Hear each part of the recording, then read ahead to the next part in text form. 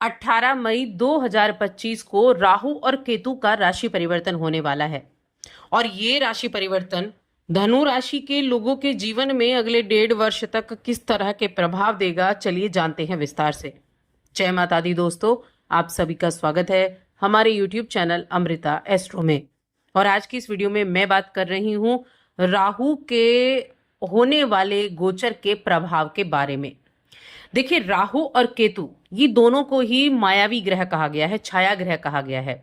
यानी कि इनका कोई अस्तित्व नहीं है, इनको आप देख नहीं सकते कहीं भी, लेकिन इनका प्रभाव बहुत अधिक है हमारे जीवन पर। हमारे जीवन का लगभग 33% हिस्सा इनकी जो महादशा होती है उसमें चला जाता है। अब राहु मीन राशि में विराजमान थे और केतु कन्या राशि में, लेकिन अब 18 मई को राहु की जो मीन राशि की यात्रा है ना, वो समाप्त हो जाएगी और राहु का गोचर हो जाएगा कहाँ? कुंभ राशि में, जो कि शनि की राशि है। साथ में ये शनि की राशि होने के साथ साथ राहु की राशि भी कही गई है, क्योंकि राहु कुंभ राशि के को लॉर्ड बनते हैं। तो एक तरह से अपनी राशि में, अपनी मूल त्रिकोण राशि में राहु का राशि परिवर्तन होने वाला है 18 वर्ष के बाद। और अगर हम काल पुरुष की कुंडली देखें तो जो कुंभ राशि है ना, वो 11वें नंबर पर आती है, जो लाभ भाव कहा गया है।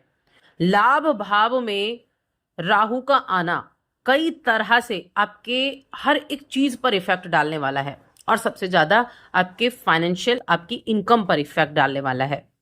कैसा इफेक्ट डालने वाला है? तो ये खुश होने की चीज भी है धनु राशि के जातकों के लिए कि बहुत ही उत्तम रिजल्ट आपको देखने को मिलने वाले हैं।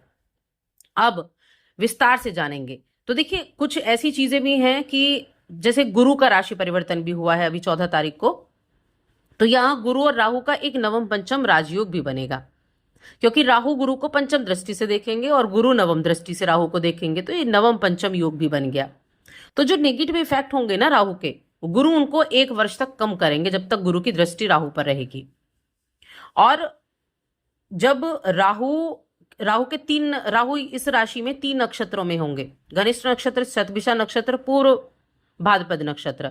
जब शतभिषा नक्षत्र में राहु रहेंगे तो ये इनका अपना नक्षत्र है, तब ये बहुत अच्छे रिजल्ट भी आपको देने में सक्षम होंगे। तो वो कब होंगे उसकी हम बाद में चर्चा करेंगे। पहले हम ये अगले आने वाला 1.5 वर्ष आपके लिए कैसा रहेगा इसकी बात कर लेते हैं। तो आगे बढ़ने से पहले छोटा सा निवेदन है, चैनल पर पहली बार आए तो सब्सक्राइब जरूर कर लें। देखिए, राहु की हम बात कर रहे हैं। राहु क्या है? राहु भौतिक इच्छाओं को दिखाता है, महत्वाकांक्षी बनाता है, साथ में छल और भ्रम भी देता है। मायावी ग्रह है ना, भ्रम भी देगा, साथ में ऐसी चीजें आपको देगा कि भटकाव करेगा, असमंजस की स्थिति भी आपके जीवन में बना देगा। पारंपरिक चीजों से हटकर कुछ नया करने के लिए आपको प्रेरित करेगा। जो भी इन्वेंशन होते हैं ना, ये कौन करता है? राहु करता है। IT फील्ड राहु का है, मीडिया राहु का है, आपका जो आविष्कार होते हैं, जो चमत्कार होते हैं, वो क्या है? वो भी राहु के हैं। तो इसीलिए राहु इस समय में, जो कलयुग है, इस समय में सबसे ज्यादा प्रभावशाली है। धनु राशि की मैं बात कर रही हूं और धनु राशि की कुंडली में राहु को अगर आप देखें तो 3रे भाव में राहु का गोचर हुआ है। एक चीज और देखिए, याद रखिए, जो 3रा भाव है ना, वहां पर अगर कोई मैलेफिक प्लैनेट यानी पापी ग्रह बैठ जाए तो बहुत अच्छे रिजल्ट देता है, क्योंकि 3रा जो भाव होता है ना, वो बड़ा हार्ड वर्क का होता है, एफर्ट को दिखाता है। अब कोई एक बड़ा सॉफ्ट सा प्लैनेट बैठ जाए तो वो तो उतने एफर्ट नहीं कर पाएगा, लेकिन हाँ, राहु बैठ जाए, शनि बैठ जाए, सूर्य बैठ जाए तो वो बहुत एफर्ट कर सकता है, वो पापी ग्रह है। तो इसीलिए राहु का गोचर 3रे भाव में बहुत जबरदस्त होने वाला है। और ये कम्युनिकेशन का भाव भी है, साहस का, पराक्रम का भी है। तो आप यकीन मानिए, ये टाइम पीरियड ऐसा रहेगा कि आपकी संचार क्षमता पर प्रभाव होगा, आपके साहस को बढ़ाने वाला ये गोचर होने वाला है, जिससे आप नए अवसरों को प्राप्त कर सकते हैं, अपने लिए नई नई योजनाओं के द्वार खोल सकते हैं। ये समय नई परियोजनाओं की शुरुआत करने के लिए बहुत उत्तम है। आप आर्थिक मामलों में बहुत ज्यादा अच्छे रिजल्ट प्राप्त कर सकते हैं। लेकिन साथ में राहु का एक और काम है कि राहु ना ईगोइस्टिक बना देता है व्यक्ति को, अहम दे देता है व्यक्ति के अंदर। तो थोड़ा सा, एक तो अति आत्मविश्वास, ओवर कॉन्फिडेंस से आपको बचना है। जरूरत से ज्यादा जोखिम नहीं उठाना है, क्योंकि जब राहु 11th में आएगा ना, तो क्या रहेगा? इसको भी मैं कर सकता हूं, इसको भी कर सकते हैं, इसको भी कर सकते हैं।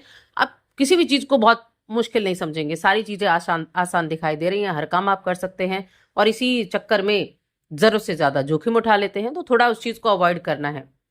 साथ में तीसरा भाव जो है वो छोटे भाई बहनों को भी दिखाता है।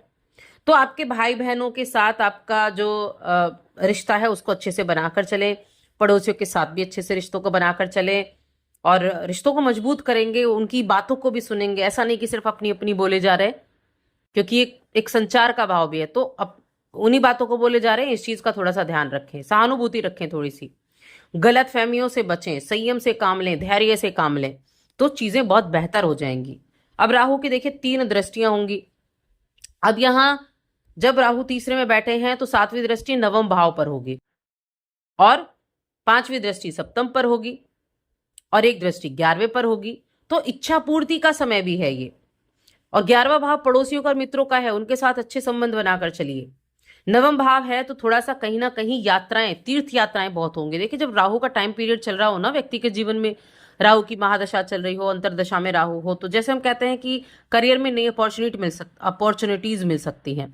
लेकिन राहु तीर्थ यात्रा भी बहुत कराता है। तो ये जो नवम भाव पर दृष्टि है, जो धर्म का भाव है, पिता का भाव है, तो ये क्या करेगा, आपको तो कुछ धार्मिक यात्राएं भी कराएगा। पिता के साथ संबंधों को अच्छा रखें। उच्च शिक्षा के लिए बाहर जाना चाहते हैं, विदेश जाना चाहते हैं, विदेश जा सकते हैं, अपने घर से दूर रहकर आप पढ़ाई कर सकते हैं। ट्रैवल बहुत ज्यादा होने वाले हैं। ये ट्रैवल आपकी एजुकेशन के लिए हो सकते हैं, ये ट्रैवल आपके कहीं ना कहीं तीर्थ यात्राओं के लिए हो सकते हैं। लेकिन हाँ, ट्रैवल जरूर होने वाले हैं धनु राशि के जातकों के लिए। इसके अलावा अगर देखा जाए तो ये आपको कई तरह की अपॉर्चुनिटीज भी देने वाला है, आपको बहुत व्यस्त भी रखेगा। और जैसा कि मैंने कहा, अपने यात्राओं पर तो आपका ज्यादा होगा ही, दोस्तों के साथ भी आप ज्यादा से ज्यादा समय बिताते दिखाई देंगे। उनके साथ आपका जो बॉन्ड है वो बड़ा मजबूत होगा। और दोस्तों से घिरे रहने की वजह से आप परिवार और करीबी रिश्तेदारों के बजाय उनके साथ ही वक्त बिताएंगे, उनको ज्यादा प्राथमिकता देना शुरू कर देंगे, उनके ऊपर खर्चा भी करना शुरू कर देंगे। तो थोड़ा सा इस पर भी संयम रखना है, इसका अभी आपको ध्यान रखना है, क्योंकि बहुत ज्यादा एक एनर्जी आपके अंदर होगी, साहस, शक्ति, इनमें वृद्धि होगी देखने को मिलेगी। बिजनेस करते हैं, बिजनेस में भी बड़े से बड़ा जोखिम उठाना चाहेंगे। और साथ में ये भी मैं कह सकती हूं कि ये समय आपका अपनी इच्छाओं को पूरा करने का है और बड़ा स्वतंत्रता से आप इन कार्यों को कर पाएंगे। अब यहाँ सप्तम पर भी दृष्टि होगी, तो थोड़ा वैवाहिक जीवन में एक दूसरे के साथ अच्छा बॉन्ड बनाकर चले।